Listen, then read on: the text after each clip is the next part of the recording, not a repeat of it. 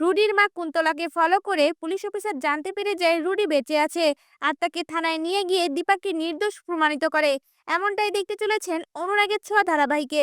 রুডির মা কুন্তলা তার স্বামী বিমলকে নিয়ে হসপিটালে যায় আর রুডির কেবিনে ঢুকতে রুডির বাবা চমকে ওঠে আর সাথে সাথেই বলে ওঠে, বাবা তুই বেঁচে আছিস? রুডি যখন তার বাবার দিকে তাকিয়ে বলে ওঠে, হ্যাঁ বাবা বেঁচে আছি, আমার মা কুন্তলা থাকতে আমাকে কে মারতে পারবে? তখন কুন্তলা তার স্বামী বিমলকে বলে ওঠে, রুডি আমার ছেলে, ভুলে যেও না। মর্গে আমি নিজে শর্ট সার্কিটে আগুন লাগিয়ে রুডিকে সেখান থেকে বের করে নিয়ে এসেছি। সূর্য সেনগুপ্ত রুডির বডি ঠিকই চেক আপ করেছিল, কিন্তু সে এতটাই ঘাবড়েছিল সে বুঝতেই পারেনি রুডি আঘাত পেয়ে অজ্ঞান হয়ে গিয়েছিল। রুডি মরে যায়নি, আমার ছেলেকে আমি ওখান থেকে বের করে নিয়ে এসেছি।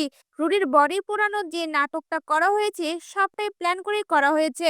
তখনই রুডি তার মাকে প্রশ্ন করে বলে ওঠে, দীপা সেনগুপ্তর কি শাস্তি হলো? এই কথা শুনে রুডির মা কুন্তলা হেসে বলে ওঠে, এবার দীপা পুরোপুরি শেষ হয়ে যাবে।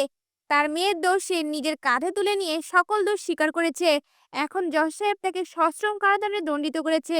কথাটা শুনে রুডি অনেক খুশি হয়ে যায় আর তার মাকে বলে ওঠে, এবার আমার হসপিটাল থেকে বের হয়ে প্রথম কাজ হবে দীপা সেনগুপ্তর অবস্থান দেখার। কেমন শাস্তি পাচ্ছে সে, তাহলেই আমার আত্মার তৃপ্তি মিলবে। এই কথা বলে তার মা এবং রুডি দুজনেই হাসতে থাকে। এদিকে পুলিশ অফিসার অনিকেত হসপিটাল থেকে রিলিজ নিয়ে বের হতে গেলে তখনই রুডির বাবাকে হসপিটালে দেখতে পায় আর মনে মনে বলতে থাকে, ইনার ছেলে তো মারা গিয়েছিল, তাহলে ইনি এই হসপিটালে কি করছে? ছেলেটার মাকে তার ছেলেকে হারিয়ে খুব অসুস্থ হয়ে পড়েছে, আমাকে দেখতে হবে। এই কথা ভেবেই রুডির বাবাকে ফলো করতে থাকে। এদিকে রুডির বাবা খাবার নিয়ে কেবিনে ঢুকে বলে ওঠে, বাবা তোর জন্য খাবার এনেছি, খা। আর সকল কিছু পুলিশ অফিসার অনিকেত দেখে ফেলে। পুলিশ অফিসার অনিকেত রুডিকে জীবিত অবস্থায় দেখে চমকে ওঠে আর মনে মনে বলতে থাকে, এই ছেলেটার মৃত্যুর দায়ে না দীপা সেনগুপ্ত শাস্তি ভোগ করছে।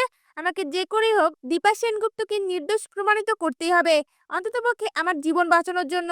এরপর পুলিশ অফিসার অনিকেত সকল কিছুর ভিডিও রেকর্ড করে নেয় আর মনে মনে বলতে থাকে, এখনই সুযোগ ছেলেটাকে এখান থেকে থানায় নিয়ে যাওয়া। আর সাথে সাথে পুলিশ অফিসার তার ফোন দিয়ে পুলিশ টিমকে হসপিটালে আসতে বলে।